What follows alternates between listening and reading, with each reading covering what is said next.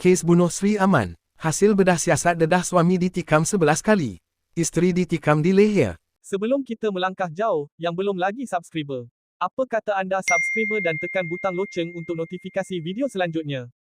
Terkini, polis mendedahkan hasil bedah siasat yang dibuat ke atas. Dua mayat iaitu pasangan suami isteri yang ditemui maut di bilik tidur rumah di Sri Aman, Sarawak. Memetik laporan suara Sarawak, si suami ditikam sebanyak 11 kali di bahagian leher dan dada, manakala isterinya maut akibat tikaman di leher. Pesuruhjaya Polis Sarawak, CP Datuk Muhammad Zainal Abdullah berkata, bedah siasat dijalankan di Hospital Umum Sarawak oleh pakar patologi. Proses bedah siasat bermula seawal jam 9.30 pagi dan selesai sebelum jenazah dibawa pulang ke rumah sekitar jam 2 petang. Setakat ini, seramai 21 orang termasuk ahli keluarga, jiran dan rakan sekerja telah dipanggil untuk memberi keterangan. Namun, motif kejadian masih dalam siasatan dan belum dapat dipastikan sepenuhnya.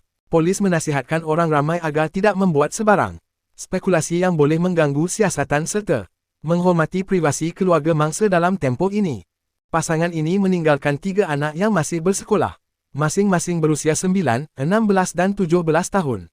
Kes ini mendapat perhatian ramai memandangkan kedua-duanya dikenali ramai di mana suami seorang guru besar dan isterinya pula bertugas sebagai jururawat. Lebih tragis lagi, kedua-dua mayat dijumpai oleh anak mereka ketika sedang bersiap untuk ke sekolah.